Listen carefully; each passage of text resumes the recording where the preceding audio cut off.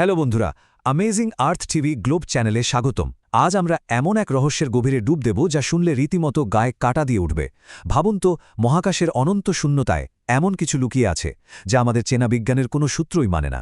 আজ আমরা সেই ভয়ঙ্কর মহাজাগতিক রহস্যের গল্পই জানব, যা পুরো মানব সভ্যতাকে এক অভূতপূর্ব অন্ধকারের মুখে ঠেলে দিয়েছিল। চলুন শুরু করি। ঘড়ির কাঁটায় তখন ঠিক রাত 2টো, চারিদিকে পিনপতন নিস্তব্ধতা। আর ঠিক তখনই পৃথিবীর সব বড় বড় রেডিও টেলিস্কোপগুলো একসাথে অদ্ভুত এক সংকেত ধরতে শুরু করল। মহাশূন্যের কোনো এক অজানা গভীর অন্ধকার থেকে ধেয়ে আসছিল সেই তরঙ্গ। কোনো চেনা সিগন্যাল নয়, মনে হচ্ছিল বিশাল কোনো সত্তা যেন পুরো মহাবিশ্বের ইলেকট্রোম্যাগনেটিক তরঙ্গ গিলে খাচ্ছে। বিজ্ঞানীরা তো পুরোই কি হচ্ছে এসব? বিজ্ঞানীরা প্রথমে ভেবেছিলেন হয়তো নতুন কোনো ব্ল্যাক হোল আশেপাশে সবকিছু গিলে নিচ্ছে, কিন্তু ডেটা বিশ্লেষণ করে যা বের হলো তা সায়েন্স ফিকশন মুভিকেও হার মানায়।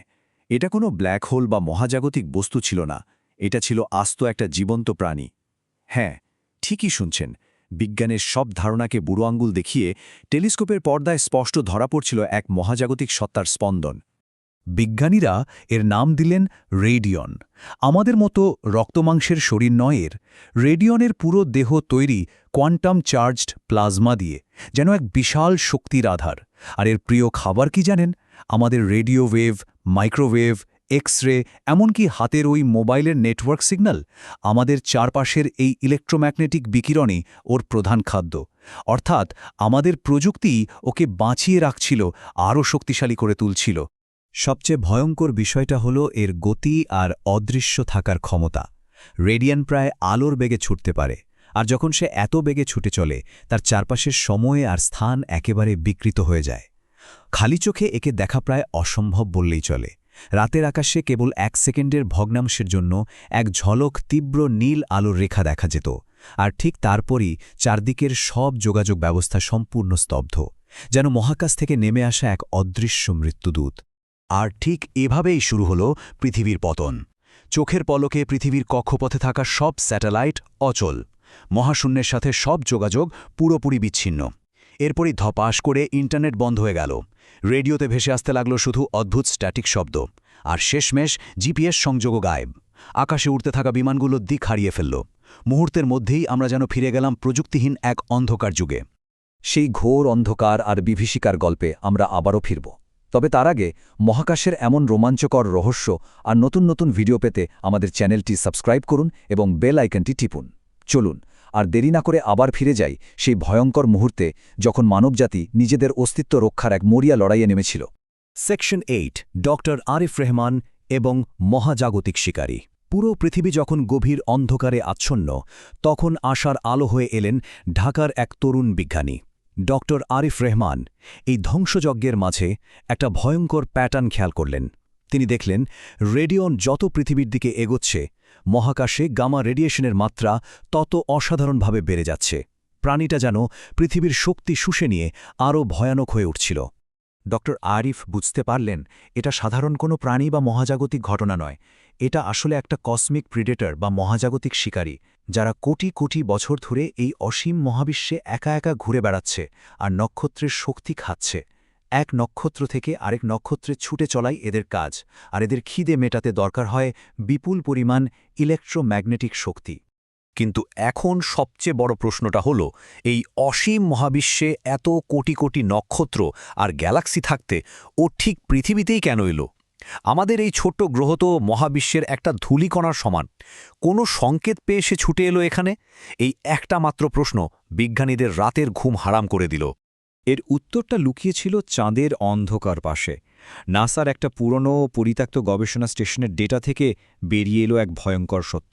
কয়েক বছর আগে মানুষ মহাকাশে একটা পরীক্ষামূলক কোয়ান্টাম ট্রান্সমিটার চালু করেছিল।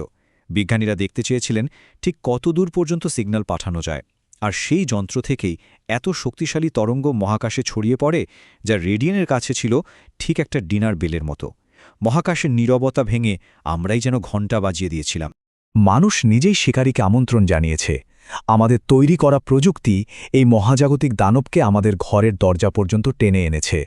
মহাবিশ্বের অজানা অন্ধকারে আমরাই এমন এক সংকেত পাঠিয়েছিলাম, যা শেষ পর্যন্ত মানবজাতির জন্য কাল হয়ে দাঁড়াল।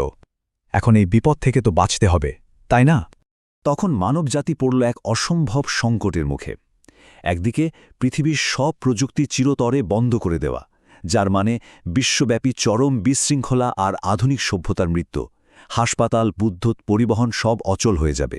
আর অন্যদিকে প্রযুক্তি চালু রাখা, যার মানে হল রেডিয়নকে শক্তি জুগিয়ে আরও বড় হতে দেওয়া, যা শেষ পর্যন্ত পুরো সৌরজগৎকেই ধ্বংস করে ছাড়বে। এর চেয়ে কঠিন সিদ্ধান্ত পৃথিবীতে বোধহয় আগে কখনো নিতে হয়নি।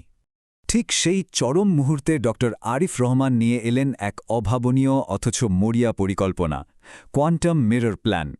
প্ল্যানটা খুব সহজভাবে বলছি। প্রথম ধাপ, পৃথিবীর সব সিগন্যাল সাময়িকভাবে বন্ধ করে দেওয়া। দ্বিতীয় ধাপ, পৃথিবীর কক্ষপথে একটা বিশাল অরবিটাল রিফ্লেক্টর বা কোয়ান্টাম মিরর সক্রিয় করা। আর তৃতীয় ধাপ, রেডিয়ন যখন শক্তি শুষে নিতে আসবে তখন এই মিরর তার নিজের গতির শক্তিকেই প্রতিফলিত করে তাকে আলোর ফাঁদে আটকে ফেলবে।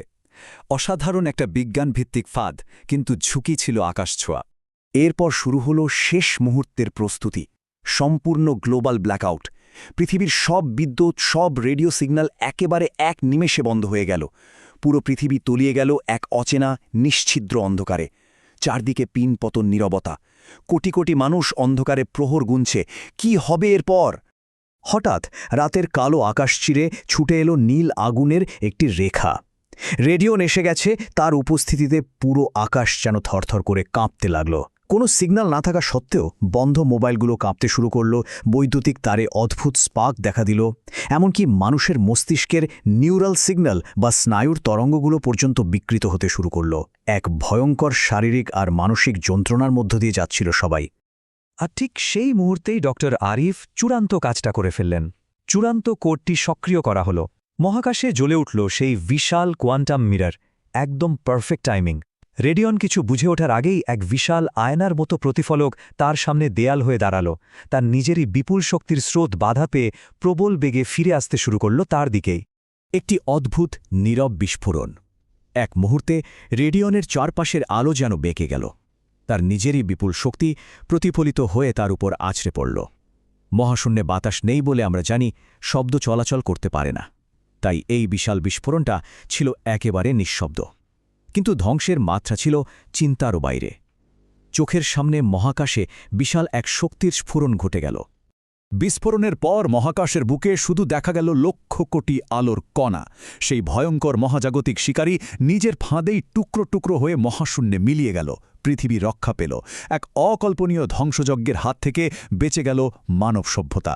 ধীরে ধীরে আবার চালু হতে শুরু করল সব যোগাযোগ ব্যবস্থা। হাঁপ ছেড়ে বাঁচল সবাই। কিন্তু বিপদ কি আসলেই কেটে গেছে? পরবর্তী পরিস্থিতি দেখুন।